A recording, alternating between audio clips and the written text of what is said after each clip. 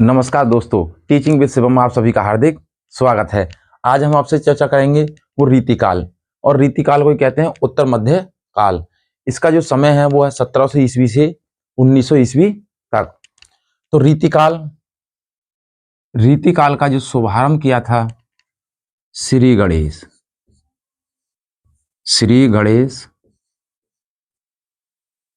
गणेश किया। किसने? इसका जो श्री गणेश किया था वो केशव दास ने। केशव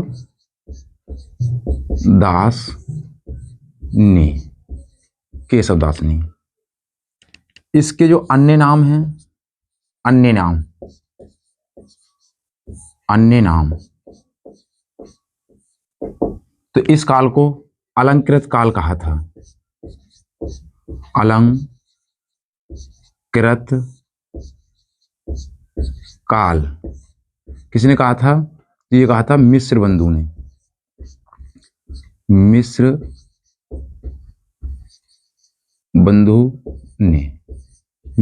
ने। और इसी काल का दूसरा नाम था श्रृंगार काल।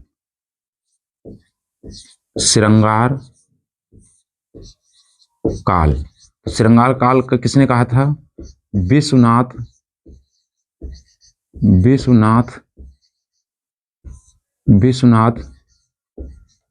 प्रसाद ने। तो देख पा रहे हैं रीतिकाल का जो अन्य नाम है वो है उत्तर मध्यकाल। उत्तर मध्यकाल का जो समय है या रीतिकाल का जो समय है रामचंद्र शुक्ल के अनुसार वो 1700 ईस्वी से 1900 ईस्वी तक माना गया है। इसका जो श्री गणेश किया था, इसका जो शुभारंभ किया था वो केशवदास जी ने किया था। इसके जो अन्य नाम है जैसे अलंकृत काल रीतिकाल को किस कवि ने कहा था? वो कहा था मिस्र बंधु ने। किसने कहा था? मिस्र बंधु ने। और इस काल को ही रीतिकाल को श्रृंगार काल किसने कहा था? विश्वनाथ प्रसाद ने। इस काल की कुछ विशेषताएं हैं, वो देखें। विशेषताएं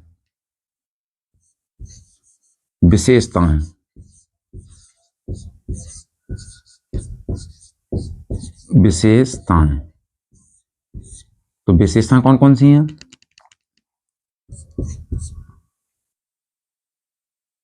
रस,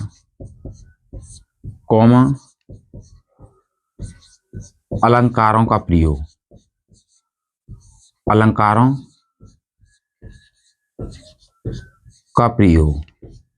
रस और अलंकारों का प्रयोग किया गया है। ब्रज भाषा का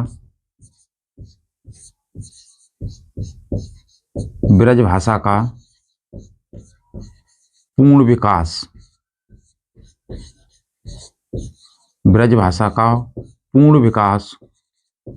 हो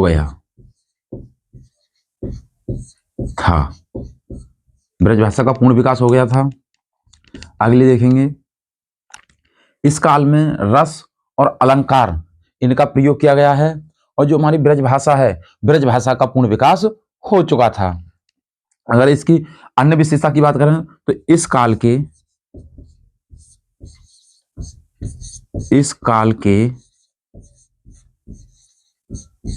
कवि किसी न किसी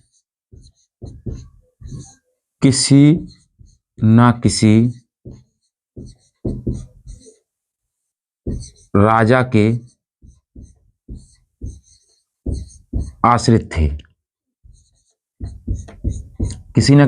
के आश्रित थे। तो इस काल के रीतिकाल के जो कवि थे वो किसी न किसी राजा पर क्या रहते थे? आश्रित रहते थे। कोई राजा हो उस पर आश्रित निर्भर रहते थे। रीति शास्त्र पर पहला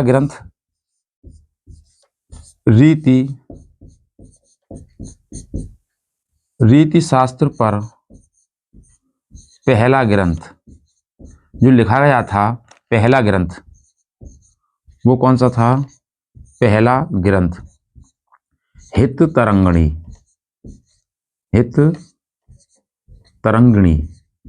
तरंगिणी था। और ये किसने लिखा था? तो इसे लिखा था कृपाराम ने। किसने लिखा था?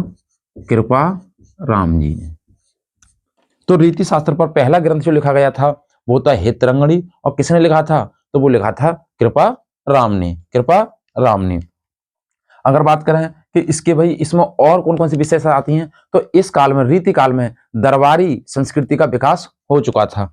दरबारी संस्कृति का विकास, दरबारी संस्कृति, दरबारी संस्कृति का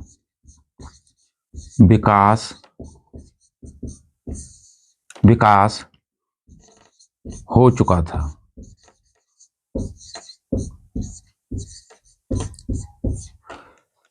तो रीति काल की जो विशेषता हैं, इस काल में रस और अलंकारों का प्रयोग किया गया है। ब्रज भाषा का पूर्ण विकास हो गया था। इस काल के जो कवि थे वो किसी न किसी राजा पर आश्रित रहते थे। रीति शास्त्र पर जो पहला ग्रंथ लिखा गया था वो था हित तरंगणी, वो लिखा था कृपाराम ने। किसने लिखा था, कृपाराम ने। दरबारी संस्कृति का विकास हो गया था। तो इस काल में जो दरबार के अंदर कहीं भी दरबार लगते थे, राजा का जो महल होता था उसमें दरबार लगते थे, तो उसमें संस्कृति का विकास हो चुका था। अब बात करेंगे रीतिकाल, तो रीतिकाल में सबसे ज्यादा जो महत्वपूर्ण है, जिनका जो शुभारंभ किया था श्री गणेश किया था रीतिकाल का, वो केशवदास जी ने किया था। तो केशवदास जी के बारे में देखेंगे, इसको इरेज करते हैं। तो केशवदास जी इसमें सबसे ज्यादा महत्वपूर्ण है। तो रीतिकालीन साहित्य को कितने भागों में बांटा गया है, इसे देखेंगे। रीतिकालीन साहित्य, तो रीतिकालीन साहित्य के लिए 3 भागों में बांटा गया है। रीतिकाल साहित्य को कितने भागों में बांटा गया है, 3 भागों में बांटा गया है। तो वो कौन कौन से हैं, रीतिकालीन साहित्य को 3 भागों में बांटा गया है। नंबर 1, तो नंबर 1 कौन सा है, रीति सिद्ध और रीति मुक्त और रीतिबद्ध। तो रीतिबद्ध के अंदर कौन कौन से कवि आते हैं और रीति सिद्ध के अंदर कौन कौन से कवि आते हैं। तो इसका जो रीतिकालीन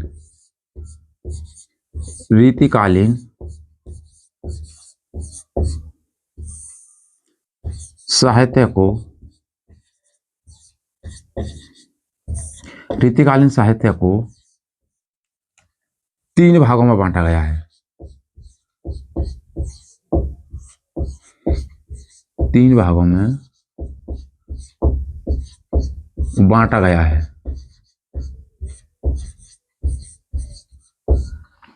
तो रीतिकालीन साहित्य को 3 भागों में बांटा गया है। नंबर 1, रीतिबद्ध,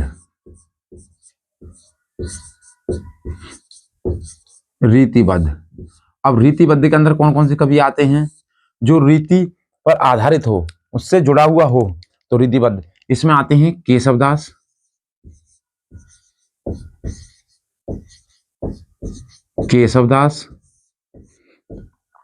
मतीराम,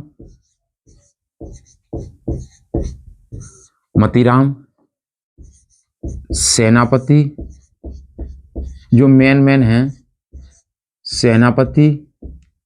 तो केशवदास, मतीराम और सेनापति और पद्माकर। और कौन है भैया, पद्माकर। तो केशवदास, मतीराम, सेनापति और पद्माकर, ये किसके अंदर आते हैं, तो ये रीतिबद्ध के अंदर आते हैं। तो केशवदास की बात करें तो केशवदास ने जो रचना थी, केशवदास की जो रचनाएं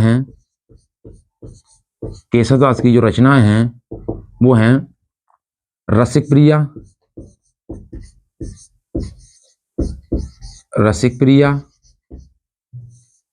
और कवि प्रिया। और एक इनकी रचना और है, वो है रामचंद्रिका।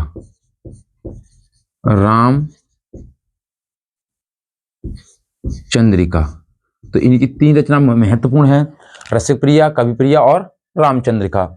इसकी केशवदास की रचना है। केशवदास को कठिन काव्य का प्रेत कहा था। कठिन काव्य का प्रेत कहा किसने, रामचंद्र शुक्ल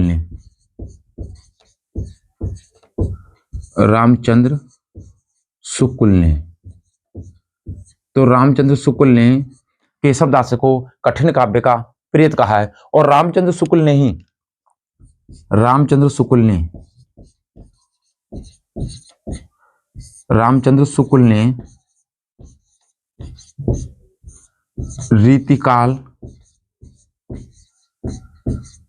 रीतिकाल नाम बताया। किस काल का? रीतिकाल नाम दिया। रामचंद्र शुक्ल ने रीतिकाल नाम दिया। तो रीतिकाल नाम किसने दिया था? वो रामचंद्र शुक्ल ने दिया था। और रामचंद्र शुक्ल ने ही केशवदास को कठिन काव्य का प्रेत कहा था। दूसरा देखते हैं रीतिबद्ध, और रीतिबद्ध के बाद आती है रीति सिद्ध।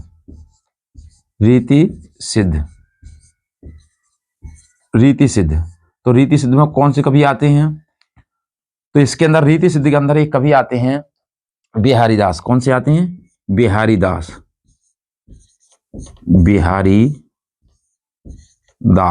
और इनकी जो रचना थी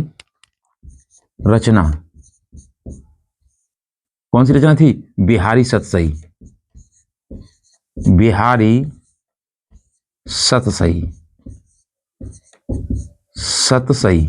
तो इनकी कौन सी रचना थी? बिहारी सतसई। बिहारी दास की जो रचना थी वो कौन सी थी? बिहारी सतसई। और बिहारी लाल के लिए ही, ये बिहारी दास को ही क्या कहा जाता है? गागर में सागर भरने वाला कवि। तो गागर में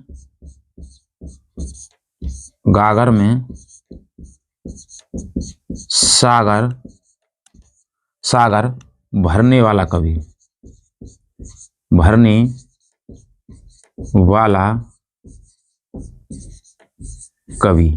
तो गागर में सागर भरने वाला कवि कौन है?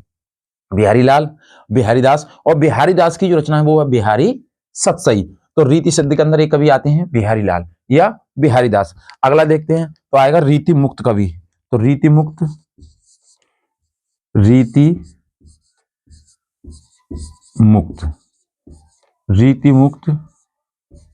के कवि। तो रीति मुक्त कवि में कौन कौन से आते हैं? तो रीति मुक्त में आते हैं घनानंद,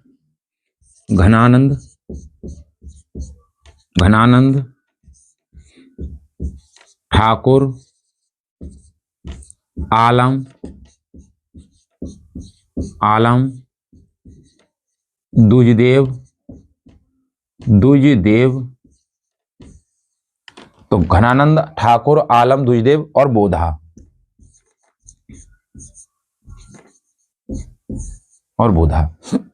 तो हमने देखा रीतिकालीन साहित्य को 3 भागों में बांटा गया है। नंबर 1 रीतिबद्ध। तो रीतिबद्ध के अंदर कौन कौन से कवि आते हैं? वो केशवदास, मतीराम, सेनापति और पद्माकर। तो केशवदास को बताया था, केशवदास ने रीतिकाल का क्या किया था? श्री गणेश किया था। और केशवदास को रामचंद्र शुक्ल ने कठिन काव्य का प्रेत कहा था। तो इनकी जो रचना है वो है रसिकप्रिया, कविप्रिया और रामचंद्रिका। कठिन काव्य का प्रेत किसने कहा था? रामचंद्र शुक्ल ने केशवदास को कहा था। रामचंद्र शुक्ल ने ही और रीतिकाल नाम दिया था। तो रीतिकाल नाम किसने दिया था? रामचंद्र शुक्ल ने दिया था। फिर नंबर 2 पर आते हैं रीति सिद्ध। तो रीति सिद्ध के अंदर कौन आते हैं? बिहारी लाल, ये बिहारी दास। इनकी जो रचना है बिहारी सतसई है। और इनके लिए जाना जाता है गागर में सागर भरने वाला कवि। रीति मुक्त के अंदर कौन कौन से कवि आते हैं? तो रीति मुक्त के अंदर जो कवि आते हैं वो घनानंद, ठाकुर, आलम, दुजदेव और बोधा। इसी के अंदर एक कवि आते हैं डॉक्टर नागेंद्र।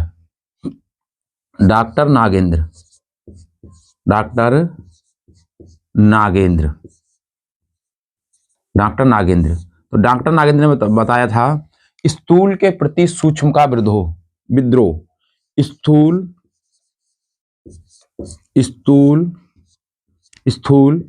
के प्रति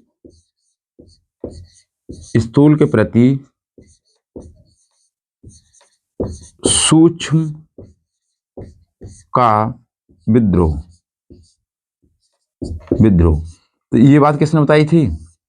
डॉक्टर नागेंद्र ने। कि स्थूल मान होती है ठोस वस्तु और सूक्ष्म मानी थी छोटी वस्तु। तो स्थूल के प्रति सूक्ष्म का विद्रोह, तो ये बात बताई थी डॉक्टर नागेंद्र ने। ये किस काल की है? रीतिकाल के अंदर है।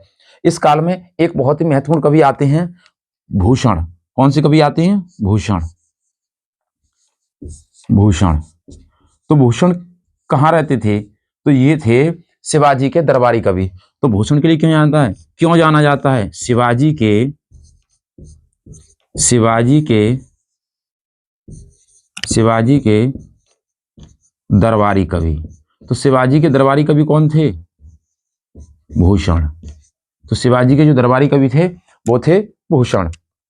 तो उम्मीद करता हूं गाइज रीतिकाल और इसी का नाम है उत्तर मध्यकाल, इसको समझ पाए होंगे। यदि वीडियो अच्छी लगी हो तो वीडियो को शेयर करें, सब्सक्राइब करें, लाइक करें और कमेंट बॉक्स में वीडियो से संबंधित अपना सुझाव दें। ऑल द बेस्ट, थैंक्स, जय हिंद, जय भारत।